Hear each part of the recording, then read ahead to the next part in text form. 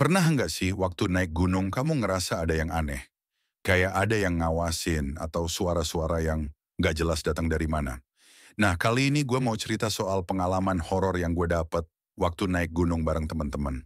Serius, ini bikin bulu kuduk berdiri sampai sekarang. Oke, siap? Yuk kita.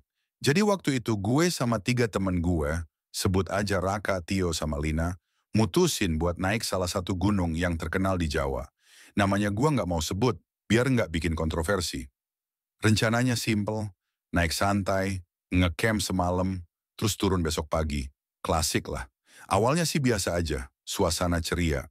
Kita bercanda, foto-foto, nggak ada yang aneh. Sampai masuk pos ketiga, mulai kerasa hawanya beda. Nggak ada angin, nggak ada suara burung, bahkan suara serangga pun nggak kedengeran. Tapi ya udah, kita pikir mungkin itu cuman efek capek. Pas di pos ketiga ini, gue inget banget Lina tiba-tiba berhenti. Dia bilang, lihat deh kok jejak kaki kita cuma 3 orang. Gua yang denger langsung merinding. Dan bener aja, di tanah itu cuma ada 3 pasang jejak kaki. Padahal jelas-jelas kita berempat. Raka coba ngeyakinin, katanya, mungkin tanahnya keras di bagian tertentu.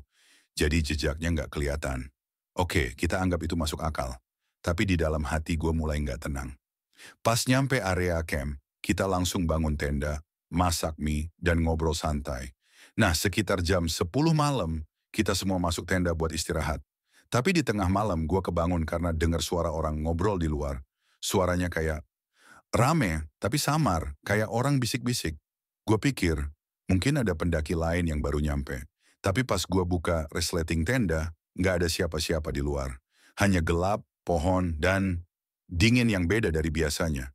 Gua nggak ngomong ke teman-teman, cuman balik tidur sambil selimutan erat. Paginya, pas gua bangun, Lina nggak ada di tenda. Kita pikir dia ke toilet alam alias bab hutan. Tapi udah 20 menit lebih, dia nggak balik juga. Panik dong, kita mutusin buat nyari dia bareng-bareng. Pas lagi jalan ke arah hutan, tiba-tiba Tio teriak, "Itu Lina."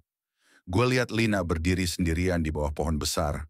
Dia diam aja, mukanya pucat, kayak linglung. Waktu kita tanya dia ngapain, dia cuma bilang, "Ada ibu-ibu nyuruh gue ke sini."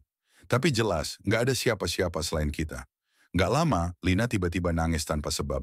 Kita langsung bawa dia balik ke tenda. Setelah kejadian Lina, kita semua sepakat buat buru-buru turun. Tapi anehnya, perjalanan turun jauh lebih lama dari yang seharusnya. Biasanya dari pos 3 ke base camp cuma 2 jam, tapi ini hampir 4 jam kita jalan, dan base camp nggak kelihatan juga. Rasanya kayak jalan di tempat. Pas akhirnya nyampe, penjaga base camp bilang, "Kalian semalam ngecamp di area itu ya? Padahal biasanya pendaki nggak boleh bermalam di situ. Terlalu angker. Kita cuma saling lihat tanpa ngomong apa-apa." Sejak kejadian itu, gue jadi lebih hati-hati waktu naik gunung. Karena kita nggak pernah tahu di sana ada siapa aja. Pesan gue, kalau naik gunung, jaga sikap, jangan sompral, dan selalu saling jaga sama teman-teman. Oke, segitu dulu cerita horornya. Kalau kalian punya pengalaman serupa, tulis di kolom komentar ya. Sampai jumpa di cerita berikutnya. Kalau kamu berani,